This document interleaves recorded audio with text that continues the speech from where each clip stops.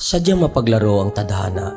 Hindi ko sukat akalain na magiging kasangkapan ako ng ating Panginoon para maging isang tunay na lingkod bayan, pagmamahal sa kapwa at serbisyong may prinsipyo ang aking naging puhunan.